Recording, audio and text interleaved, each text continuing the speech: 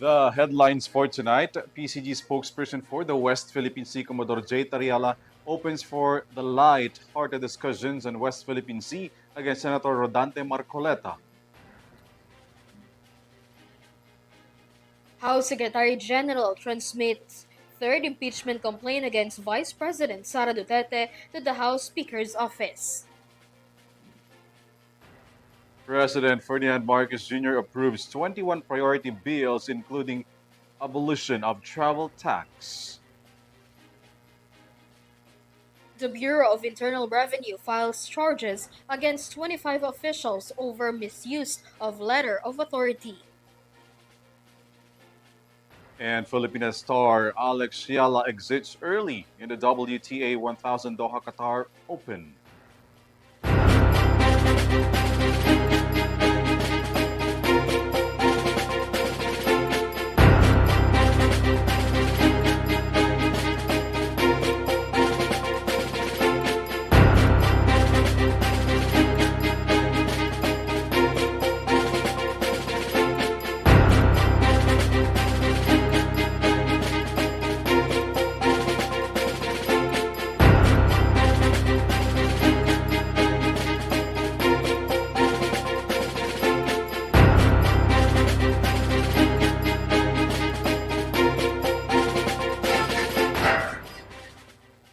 Good evening. Bringing the latest news for tonight, I am ALVIN PELOBELLO. And I am KRIZZA Lopez. This is Eurotv News Thread. The details on our broadcast.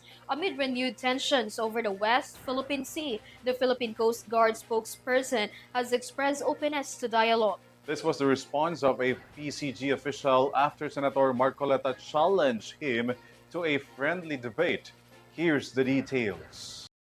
Philippine Coast Guard or PCG spokesperson for the West Philippine Sea, Commodore J. Tariala, is open to any light-hearted discussions regarding the West Philippine Sea dispute.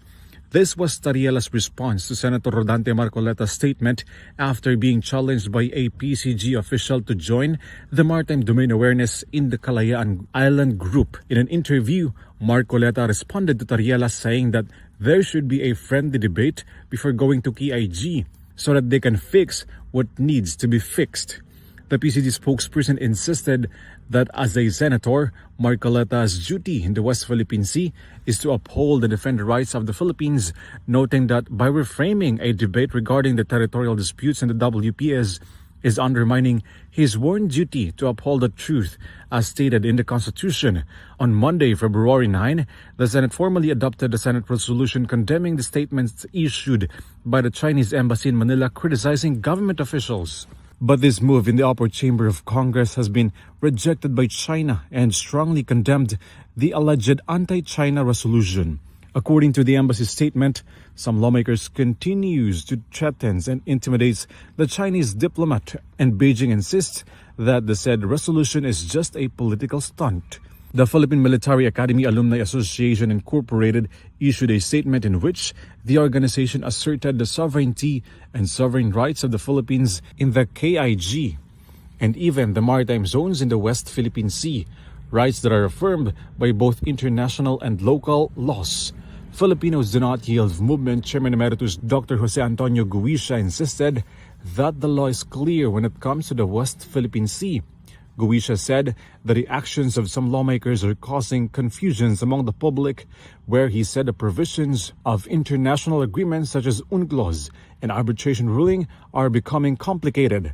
The Malacanang Palace, on the other hand, stood by President's previous statements that there is no part of the Philippines will be surrendered by the administration, prompted from President Marcos' statement to redefine ties with China. Of course, being Filipino, we should always be a pro-Philippines. At alam nila at batid nila kung ano ang stance ng Pangulo, anong posisyon. Walang anumang bahagi ng Pilipinas ang dapat na ma-surrender sa anumang foreign power. So doon naman po talaga lahat tayo lumilinya. Kung ano pa po ang nangyayaring mainit na debatihan sa Senado, hindi nga po yan sakop ng Pangulo, pero kapag ka po executive department na pinag-usapan, iisa lang po ang stance natin. This is ALVIN PELOBELLO for Eurotv News. House Speaker Boji D has received the third impeachment complaint filed against Vice President Sara Duterte, transmitted by the Office of the Secretary General. Mia Layagin tells us the details. A group of clergy and lawyers submitted on Monday before the House Secretary General another round of impeachment complaint against Vice President Sara Duterte. The group, consisting of priests, nuns, and lawyers, filed a new complaint endorsed by ML Party List Representative Leila de Lima, becoming the third impeachment raps against Duterte this year so far. The complaint includes grounds of culpable violation of the Constitution, betrayal of public trust, and other high crimes linked with the alleged misuse of confidential funds of the Office of the Vice President and of the Department of Education during her time as the Secretary, as well as the assassination threats against the President, the First Lady, and the former House Speaker. It also included allegations over Duterte's unexplained wealth and acts of political destabilization. On February 2, the two impeachment complaints were filed back-to-back, initiated by the Makabayan Coalition and of civil society groups over similar allegations on fund misuse. Both complaints were already transmitted to the House Speaker Boji D's office on February 6, the initial lapsing date of the one-year bar ruling set by the Supreme Court. On Tuesday, House Secretary General Chelo Garafil have submitted as well the third verified impeachment complaint before D's office. Presently, all three impeachment complaints are pending action from D and shall be included to the order of business of the Congress and shall be transmitted to the House Justice Committee that will determine its sufficiency in form and substance to trigger the formal impeachment process. On Duterte's end, the camp said that they have anticipated the additional complaints, expressing readiness in addressing the complaints through an appropriate constitutional process. This is Mia Layagin for Eurotv News. Today, President Ferdinand Marcos Jr. approved 21 priority measures during the Legislative Executive Development Advisory Council, or LEDAC, including bills aiming to abolish the travel tax and curbing the online gambling. The priority bills are expected to be passed on June 2026. Here's the report.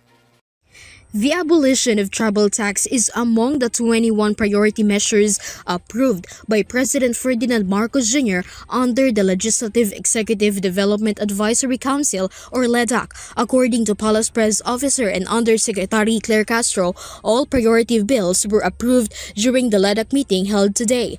Inaasahan ito ng Pangulo na maipapasa ngayong Hunyo. Aside from the removal of the travel tax, several other key legislative measures were included in the administration's priority list. This includes bills aimed at curbing online gambling, sexual abuse, the spread of fake news and digital disinformation in the country. Also included in the LEDAC priorities is the first ever parliamentary election in Muslim Mindanao, which seeks to ensure orderly and credible elections in the region. During the meeting between the executive and legislative branches, the anti-political dynasty bill was also discussed and identified as among the administration's priority measures. Inuna rin ng Pangulo na kamustahin ang update hinggil sa anti-political dynasty dahil ito ang nais ng Pangulo at ng taong bayan na maisabatas sa lalong madaling panahon. Regarding the abolition of the travel tax, Undersecretary Castro stressed that the government is prepared to fund any revenue losses through the General Appropriations Act. Based on the discussions, the President recognized the potential benefits of removing the travel tax to the economy and tourism sector. However, the possible impact of the measure on the tourism infrastructure and Enterprise Zone Authority, or TIEZA, has yet to be discussed. Kung ano itong tali, kung magkano ba ang mawawala, kung magkano ba ang idadagdag na pondo para sa TIEZA ay hindi po pa napag-usapan ng detalye. Kasi gagawin pa lamang po yung bill. Priority pa lamang po. This is KRIZZA Lopez for Eurotv News. Amidst the campaign of anti-EPAL policy, government employees have been warned by Interior and Local Government Agency to avoid using government-owned vehicles during weekends and holidays. Vanessa Cleophas tells us more. The Department of the Interior and Local Government, or DILG, has once again reminded all government officials and employees that the use of government-owned vehicles is prohibited on Saturdays, Sundays, and holidays, where there is no work. The memorandum issued by the DILG covers all LGU elected and appointed officials at the provincial, city, municipal, and barangay levels. This also includes personnel from DILG Central, regional, and field offices, as well as other agencies attached to DILG such as the Philippine National Police, Bureau of Fire Protection, Bureau of Jail Management and Penology, and other agencies. According to the DILG, the measure is intended to prevent elected officials from using government-owned vehicles for personal purposes. The directive is also part of efforts to ensure that government funds are not used for private interest. Government-owned vehicles are specifically designated for essential services of LGUs and DILG-attached agencies. However, the use of these vehicles is still allowed on weekends and holidays provided that their use is related to official duties or work responsibilities. Anyone caught violating this directive will face administrative cases and criminal liability in accordance with existing laws and regulation. The DILG aims to discipline all concerned officials and employees and to restore public trust in proper use of government funds. This is Vanessa Cleofas for Eurotv News. Due to the complaints of taxpayers and business owners, the Bureau of Internal Revenue has reportedly filed charges against 25 officials after being accused of abusing the use of letter of authority. More from this report. Following an ongoing investigation by the Bureau of Internal Revenue or BIR into the alleged abuse in the use of letters of authority or LOA, the agency has already filed formal complaints against 25 of its employees. Based on the hearing conducted today by the Senate Blue Ribbon Committee, a total of 30 employees are currently under investigation, 25 of whom have already been charged. According to BIR Commissioner Chalito Mendoza, under the agency's issued Revenue Memorandum Order or RMO, any BIR employee found to have committed violations will be held liable for administrative, civil, and criminal charges. Maliwanag po na nakalagay sa ating RMO na ang mga kawani ng BIR na hindi susunod sa mga bagong panuntunan ay mananagot, makakasuhan sila either administratively, civilly, or criminally. But meron din po kami mga ongoing investigations of BIR personnel. As of now ho, meron kaming 30 employees that are undergoing investigation. In fact, yung 25 po sa kanila ay meron ng formal charge. Aside from filing cases and conducting investigation, the BIR has also implemented a reshuffling of personnel in its district offices. Mendoza added that once an employee is proven to be involved in the misuse of letter of authority, the individual will be immediately dismissed from service. Meron po ba kayo ngayon na reshuffling ng mga tao na transfer yun dito, alisin, ilagay doon sa malayo para the usual process na baka balikan yung mga businessman po natin? Meron na po tayong ilang personal movement na isinagawa noong mga nakaraang linggo at meron pa pong mga susunod na reshuffling. A letter of authority authorizes revenue officers to examine the books and records of taxpayers. It can be recalled that BIR ordered the immediate suspension of field audits and other related operations, including the issuance of LOAs in November 2025 amid complaints from business owners and taxpayers. This development prompted the Senate Blue Ribbon Committee to initiate an investigation into the alleged abuse and misuse of LOAs by certain BIR employees in December 2025. Several senators, including J.V. Ejercito, expressed hope that the new reforms within the BIR would lead to a significant increase in revenue collection following a reported 200 billion pesos shortfall recorded in the agency's collection during the early months of the year. This is KRIZZA Lopez for Eurotv News. In a positive development for same-sex couples, the Supreme Court ruled to grant property co-ownership to same-sex partners, noting that the couple must prove their actual contributions to such properties. Rochella Corazon has the report. The Supreme Court has confirmed that same-sex couples that live together can now be recognized as co-ownership of properties. In accordance with Article 148 of the Family Code, which recognizes the co-ownership of the couple based on the actual contribution, it also covers the right to own property of couples who live together but cannot legally marry. According to the Supreme Court, only proof of actual contribution is required for the same-sex couple to prove that they both have actual contributions to such as properties. Meanwhile, the court also clarified the difference between Article 147 and Article 148. Article 147 applies to couples who are not yet married but can marry. Their property ownership while they are living together can be considered as their joint property. While Article 148 covers couples who are not allowed to legally cohabit, only the properties they have jointly acquired are considered to be jointly owned. Although the law does not allow same-sex couples to marry, the court ruled that same-sex couples have right to divide their property based on existing law. This is Graciela Corazon for Eurotv News. With a heavy heart, we deliver you the sad news of former House Speaker Jose de Venecia's passing today, February 10, 2026.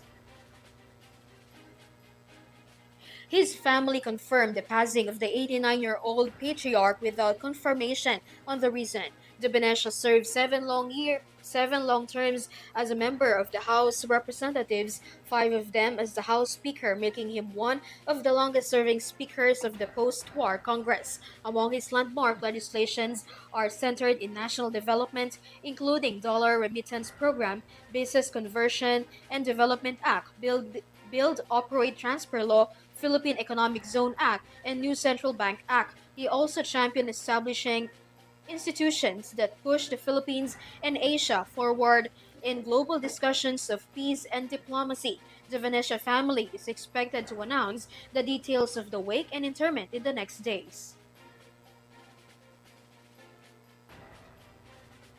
The authorities have intercepted a major drug smuggling attempt at the Manila International Container Port, seizing hundreds of millions of pesos worth of illegal drugs concealed in an unusual manner. Henry Nicolas reports.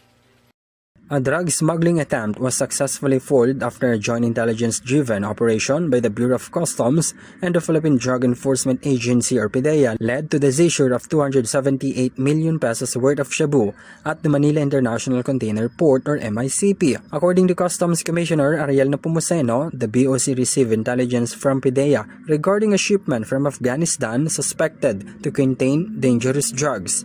For the first time, illegal drugs were reportedly hidden inside hollowed-out container railings, a unique smuggling method used to bring them into the country declared as marble. Yung ganitong klaseng pagpapasok ng illegal drugs, ng shabu na nakatago sa mismong boxes ng mga ini-import nila. Ang deklarasyon nito, marble, galing ng Afghanistan. Subalit may marble nga, nakatago naman sa mga bakal yung mga shabu.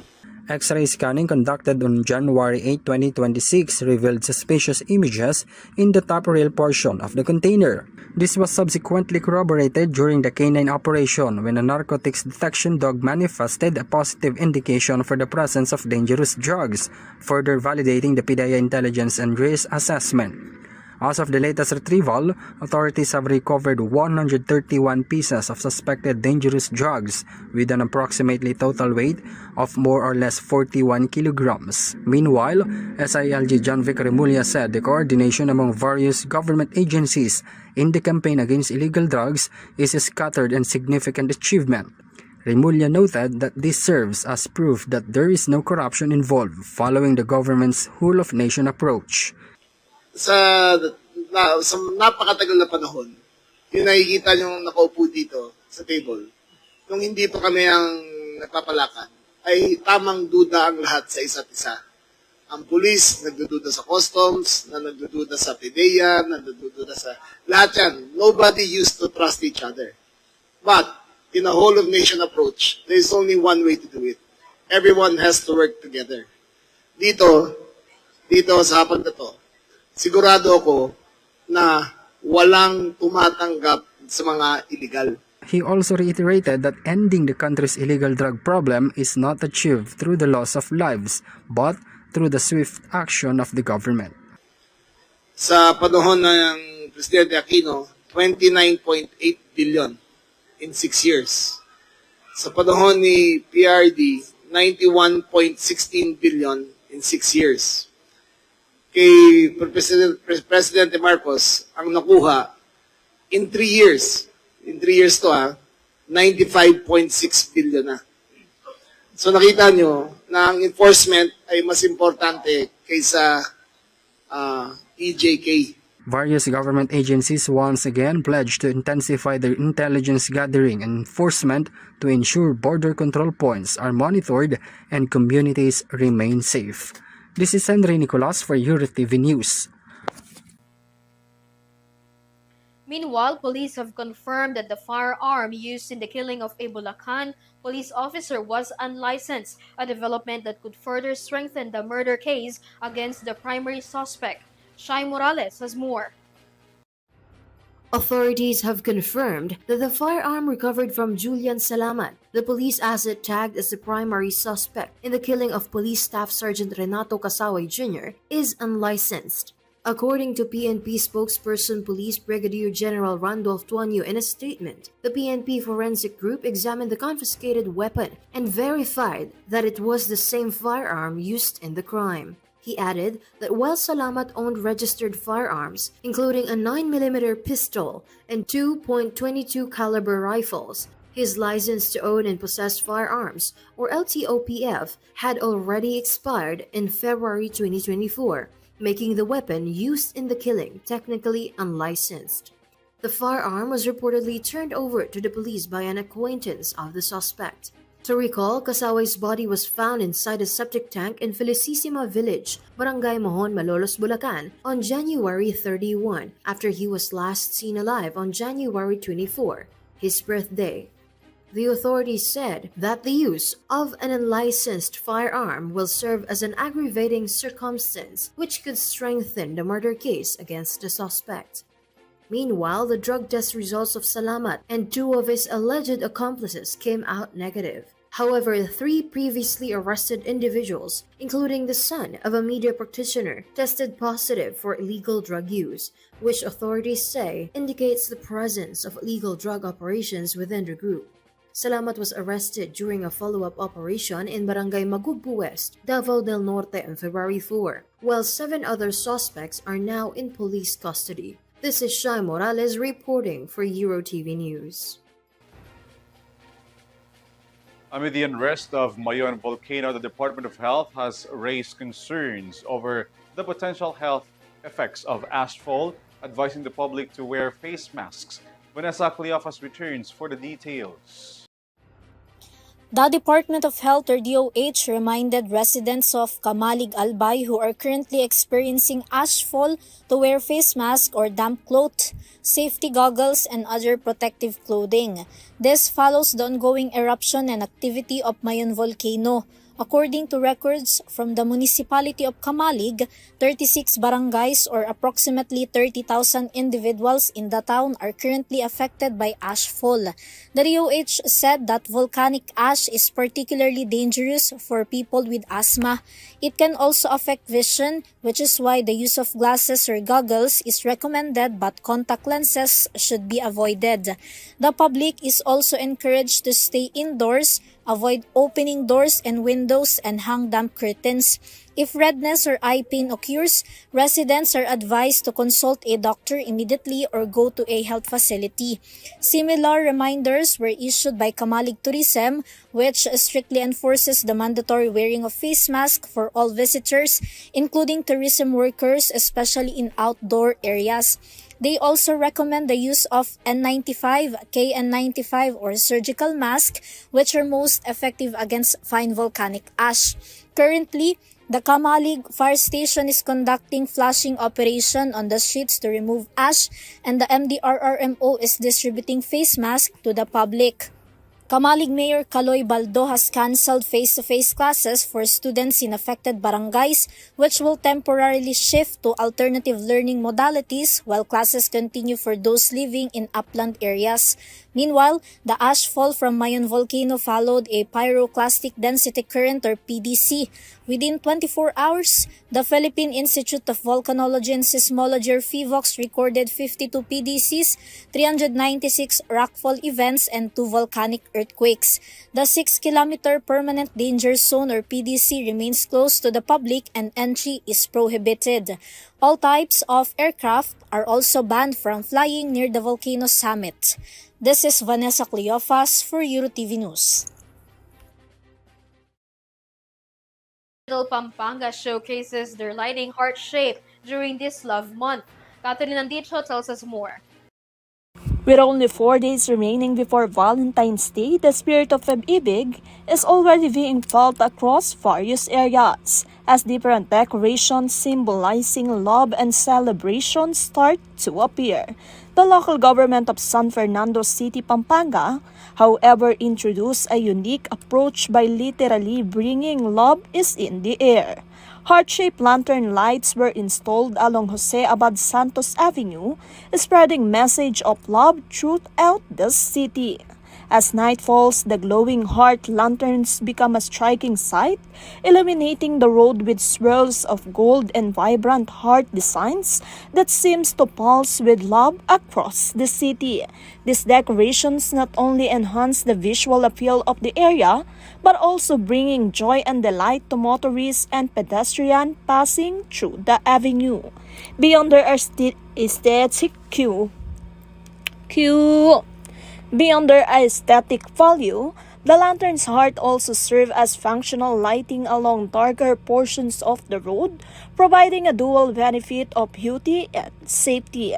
According to the city government, the installation of the heart-shaped lantern is part of its continuing efforts to promote the lantern-making industry in San Fernando, Pampanga, widely known as the Christmas capital of the Philippines. Through initiatives like this, the city continues to showcase the creativity and craftsmanship of San Fernandino lantern makers, not only during the Christmas season, but also in celebrating love and togetherness on Valentine's Day. This is Catherine Landicho for Eurotv News. A bipartisan delegation of U.S. senators has traveled to Greenland in an effort to repair strained diplomatic ties following controversial remarks from Washington about the Arctic island. Son Santiago with a report. United States Senator Lisa Murkowski has taken an important role in efforts to repair strained relations between the United States and Greenland. Murkowski, the lone Republican in a bipartisan Senate delegation, personally visited Greenland, an autonomous territory of Denmark, on a 3-day trip that concluded yesterday, following President Donald Trump's controversial remarks about acquiring the Arctic island. The Alaska senator was joined by an independent and 2 Democratic senators on the trip. The delegation visited a U.S. military base in Greenland and had meetings with the Greenland Prime Minister. In her Facebook post, Murkowski highlighted years of trust built between allies, United States, Denmark, and Greenland since World War II, but were weakened by recent rhetoric, warning that restoring good relationships would take deliberate effort. Thus, she stressed that lasting partnerships cannot be built through pressure or threats, but through respect and cooperation. She also acknowledged Greenland's autonomy and Denmark's sovereignty. On the other hand, she reaffirms that Greenland remains open to strengthening ties with Washington. It can be recalled that Greenland and Denmark officials already reiterated their stance that the island is not for sale. This is Son Santiago for Eurotv News. Filipina tennis star Alex Ciala ended her journey at the WTA 1000 Qatar Open in Doha after a tough match against Teresa Valentova of Czech Republic. Kyle Basa brings us the sports news. Filipina tennis star Alex Ciala's campaign in WTA 1000 Doha Qatar Open ended early. She was beaten by Teresa Valentova of Czech Republic in the round of 64 of the tournament last night, February 9. The two opponents were aggressive in the opening set, but the Czech tennis player was the one who claimed the first. In the second, Valentova scored 5 straight points. However, Ayala managed to bounce back and claimed 1 point, which led to Valentova to quickly end the game. The final scores of their matchup is 6-7 and 1-6. This served as their second time that they faced off. The first one was in Japan Women's Open back in October 2025, and this year's Qatar Doha Open, where in both games, Valentova was the victor. Despite the loss, Pinoy fans supported Ayala all throughout by watching her from the stands and taking pictures with her after the game. She then gave thanks to the Filipino fans that supported her. In her Instagram story, quote-unquote, "Salamat mga kababayan. Talo ngayon pero patuloy pa rin ang laban. Bawi sa susunod." Alex will have a few days of rest before the Dubai Tennis Championships will be held on February 15 to 21. This is Kyle Basa reporting for Eurotv News. Music fans are in for a treat as the organizers of the Aurora Music Festival officially unveiled the star-studded lineup for its 2026 edition featuring of the country's biggest music acts. More details from Sam Martos. These are some of the big artists who will be featured performers in the upcoming Aurora Music Festival 2026. In the Aurora Festival social media post, they have released the poster for the upcoming festival that their fans will definitely be looking forward to. P-pop boy group SB19 is leading the way for the first day, followed by Four of Spades, pop star royalty Sarah Geronimo, Ben and Ben, and December Avenue. For the second day, featured performers include 90s girl group Sex Bomb, Parokyan Edgar, Kamikaze, and Kitchen Nadal. The Aurora Music Festival, also known as Clark Hot Air Balloon Music Arts and Food Festival, is celebrated annually and features some variety of foods, arts, and music. This year marks 5th edition of the festival. Last year, among the performers were the nation's girl group Beanie, BGYO, Moira, and many more. Ticket can be purchased for 1,000 pesos up to 5,000 pesos. Meanwhile, the Aurora Music Festival will be held on May 2 and May 3, 2026 at Clark Global City in Pampanga. This is Sam Martos for Eurotv Showbiz News. And that's the latest news for tonight. You may visit eurotvph.com for more news and information. Once again, I am KRIZZA Lopez. You may also catch our live broadcast through our social media accounts and via Pin Extreme channel. I'm ALVIN PELOBELLO. Thanks for joining us. This is Eurotv News Trend. Stay safe and have a good night, everyone. So, Steve.